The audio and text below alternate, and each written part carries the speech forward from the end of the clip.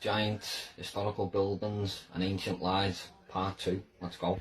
The St. Mary's Orphan Asylum, located in Galveston, Texas, where they tell us that this one is haunted. Now, I've talked about hauntings before briefly. I'm not going to say that there aren't any hauntings, but when it comes to these old world buildings, I think it was a tactic to keep people away from them.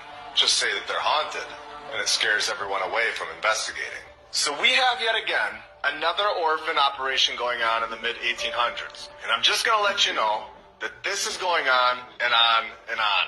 There were so many orphan operations going on in the mid-1800s because this was how they were repopulating these cities. So where were all these kids' parents? Is this where a lot of our families originated from? Is this why the family trees in the USA almost all end around the same time period? We are told hundreds of fire stories through the first 52 episodes. We know that that is the key and the nod, that it's a building that was constructed by the previous civilization. The St. Mary's Orphan Asylum. For anyone wondering where the parents of these orphans were, you might want to check the other asylum, the insane asylum, because they were not going along with the reset. Here's a graph showing that the insane asylums are disappearing over time, and I wonder why. Good thing they cared so much about us in 1955 and 1965, because surely that was the fix. Oh, it wasn't? And then a fire had devastated the St. Mary's Orphan Asylum in 1875. If anyone is still on the fence, there is room over here to get off the fence. And honestly, who would want to sit on top of a fence anyway? So we have Ohio, Baltimore, Texas. We have all these towns and cities being repopulated. Brand new people, brand new social structures, brand new mindsets, and resetting what people are taught. This all happened around 150 years ago. So this is all very new. This isn't thousands of years ago. Then we have another very interesting aspect of this in Germany. During this same exact time period, and remember, we also have good old Joseph from earlier, also from Germany. So here we are given the Kinder Beware install. And if I pronounce that wrong, I hope you all understand. This is where we are given kindergarten, another tactic to teach children the brand new social structures. What better way to trick people? Take them out of their family's home and tell them what to think, and then test them on it. Failing the test will then lower your self-esteem, putting a social pressure on children to agree with this new way of thought, or they will be called dumb and get an F. This is an operation. It's all connected, and it's designed to enslave the world's population. Year after year, we are all taught a false narrative. We've all been brainwashed into thinking that you are either smart or dumb, based on a curriculum that holds zero value in the real world. Now, who knows if this Frederick Froebel was even a real character, but they do admit that kindergarten starts in Germany around the exact same time period that we're talking about, the mid-1800s. So I wanted to tie it all in with the rest of the world. This is a worldwide operation. This is not just the USA.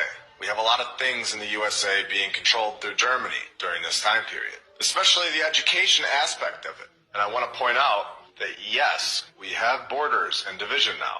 We have so many countries in the world, and everyone is separated.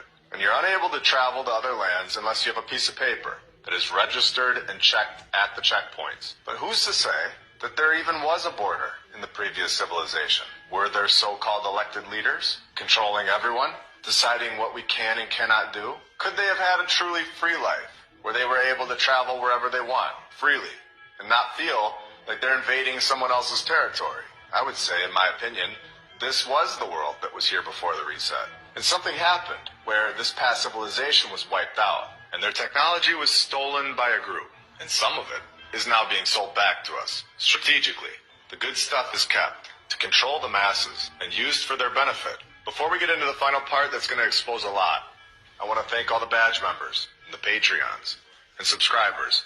You are all helping this channel out a lot, and keeping it going. We have a lot more to share. I look forward to every Saturday, hearing all of your thoughts in the comments below. Here we have the St. Joseph's Orphanage, located in Vermont.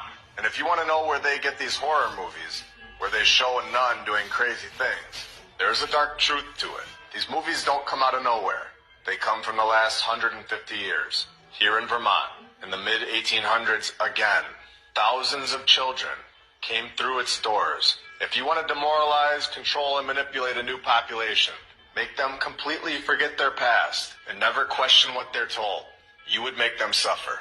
You would take them from their families, and you would ruin their mind at a young age. This is exactly what happened in the wars, where all men between ages 21 to 45 were required to fight in World War I, which was in 1914 to 1919. 2.8 million men drafted, 2 million volunteered, where you get the term shell-shocked or mentally confused. You can look at the shell-shock videos on X. I'm not going to show that here. But talk about destroying minds and making sure that the population is unable to focus on finding the truth. So we have millions of people in wars. We have more than 5 million American children passing through the orphanage system in the 1900s alone, hitting its peak in the early 1900s. So it began in the mid-1800s and really ramped up to populate these cities. The American orphanage system included more than 1,600 institutions, partly supported by public funding, but usually run by religious orders, exactly like we talked about in the beginning of this episode. So I think we have now a very solid understanding how the USA was repopulated, how this operation took place, and exactly when it took place. I think that we now have factual evidence as to when this reset really happened. You are absolutely right about that cave. There are many beautiful mud fossils to be found there. From the Three Whales Rock to, of course, the cave of the petrified snake. But it's not just in the beautiful country of Thailand you'll find the evidence of these mud fossils. And it's far from just the titans or the giant trees. The rocks were quite literally alive. And if you don't think they lied to us about petrification and the act of fossilization, just take a look at a few of these examples. Petrification happens a lot quicker than you think. Makes you really rethink those dinosaur fossils they tell us are millions of years old, eh? Unless they had engines back then. Many of the NPCs will come into the comments and scream pareidolia. And that's fine. Let them keep their heads in the clouds, imagining faces in the clouds, seeing cute little bunnies. For those of us with open eyes, you can truly see this beautiful world for what it really was. The evidence of how much larger our realm was can be found all around us. But the mind is useless if the eyes do not choose to see, or have been made intentionally blind. And that is what these parasites have done so well, blinded us to the truths hidden in plain sight all around us. Question everything, friends. Until next time.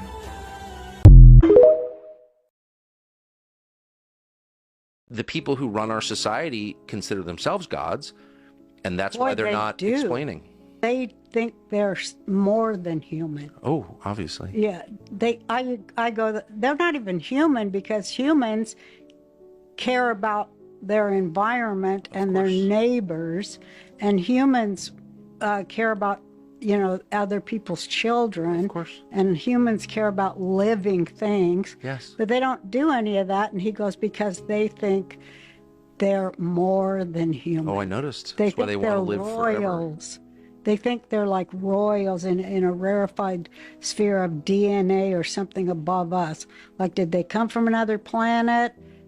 You know, when you hear people talk, I can't either. But this is the podcast to speculate on it, though. Well, because some people say, you know, a lot of religious people, they're into some deep rabbit holes of things, and I don't know anything. Well, you can see why they are, though. I mean, speaking for myself, I have no idea what's going on.